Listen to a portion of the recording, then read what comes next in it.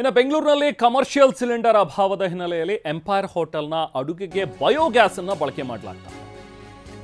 ಇಲ್ಲಿ commercial cylinder ಸಿಗ್ತಾ ಇಲ್ಲ, ಅದರಿಂದಾಗಿ ಕೆಲವೊಂದಷ್ಟು ಹೋಟೆಲ್ಗಳು ಮುಚ್ತಾ ಇವೆ.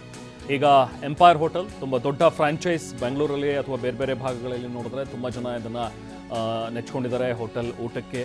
ಸೊ ಇದನ್ನು ಬಂದ್ ಮಾಡಬಾರ್ದು ಅನ್ನೋ ಸಲುವಾಗಿ ಬಯೋಗ್ಯಾಸನ್ನು ಬಳಕೆ ಮಾಡ್ತಾ ಇದ್ದಾರೆ. ನೋಡಿ, ಘನತ್ಯಾಜ್ಯ ನಿರ್ವಹಣೆ ಸಂಸ್ಥೆಯ ಕಸದಿಂದ ರಸ ಮಾಡುವಂಥ ಒಂದು ಯೋಚನೆ.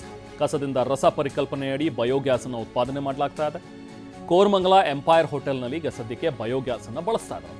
ಸಿಲಿಂಡರ್ ಮೇಲಿನ ಅವಲಂಬನೆ ಸಂಪೂರ್ಣ ಕೈ ಬಿಟ್ಟಿದೆ ಈಗ ಹೋಟೆಲ್. ನಿಜಕ್ಕೂ ಒಂದು ಒಳ್ಳೆ ಬೆಳವಣಿಗೆ ನಾವಿಲ್ಲಿ ಗಮನಿಸಿದ್ರೆ. ಯಾಕಂದರೆ ಒಂದು ಡಿಪೆಂಡೆನ್ಸಿ ಏನಿದೆ, ನಮಗೆ ಗ್ಯಾಸ್ ಸಿಗಲಿಲ್ಲ ಅಂದರೆ ಬೇರೆ ವಿಧಿನೇ ಇಲ್ಲ, ಹೋಟೆಲ್ ಮುಚ್ಚಿಬಿಡ್ತೀವಿ ಅಥವಾ ನಮ್ಮ ವಹಿವಾಟು ಬಂದಾಗತ್ತೆ ಅನ್ನುವಂಥದ್ದು ಇದೆಯಲ್ಲ, ಅದ್ರ ಬದಲು ನಾವು ಬೇರೆ ಪರ್ಯಾಯ ಒಂದು ವ್ಯವಸ್ಥೆಯನ್ನು ಮಾಡ್ಕೊಳ್ಳುವ ಒಂದು ನಿಟ್ಟಿನಲ್ಲಿ ಕಾರ್ಯಪ್ರವೃತ್ತರಾಗ್ತಾ ಇದ್ದಾರೆ. ನಿಜಕ್ಕೂ ಆ ಒಂದು ವಿಚಾರದಲ್ಲಿ ನಾವಿಲ್ಲಿ ಶ್ಲಾಘನೆಯನ್ನು ಮಾಡಲೇಬೇಕು. ಈಗ ನೋಡಿ, ಒಂದು ಬಯೋಗ್ಯಾಸಿಗೆ ಈಗ ಮುಂದಾಗಿದ್ದಾರೆ.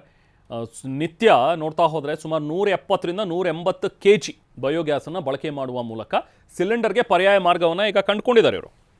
ಕೋರಮಂಗಲದ ರೀತಿ ನಗರದ ಹಲವೆಡೆ ಕೂಡ ಈ ಬಯೋಗ್ಯಾಸ್ ತಯಾರಿಕೆಗೆ ಹೆಚ್ಚು ಒತ್ತು ನೀಡಿ ಅನ್ನುವಂಥದ್ರ ಬಗ್ಗೆನೂ ಕೂಡ ಜಾಗೃತಿ ಮೂಡಿಸಲಾಗ್ತಾ ಇದೆ. ಹೋಟೆಲ್ ಸಿಬ್ಬಂದಿ ಕೂಡ ಅದನ್ನು ಹೇಳ್ತಾರೆ.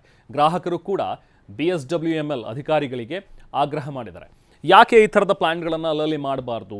ಈಗ ದೊಡ್ಡ ದೊಡ್ಡ ಕಮರ್ಷಿಯಲ್ ಏರಿಯಾಗಳಿಗೆ, ಈಗ ಹೋಟೆಲ್ಗಳು ಅಥವಾ ಬೇರೆ ಏನು ಗ್ಯಾಸ್ ಮೇಲೆ ಅವಲಂಬಿತರಾಗಿರ್ತಾರೆ, ಕಂಪ್ಲೀಟಾಗಿ ನಾವು LPG ಗ್ಯಾಸ್ ಮೇಲೇ ಅವಲಂಬನೆ ತೋರೋ ಬದಲು ಯಾಕೆ ಹೀಗೆ ಬಯೋಗ್ಯಾಸಿಗೆ ನಾವು ಕನ್ವರ್ಟ್ ಆಗಬಾರ್ದು, ಶಿಫ್ಟ್ ಆಗಬಾರ್ದು ಅನ್ನುವಂಥದ್ದು ಪ್ರಶ್ನೆ.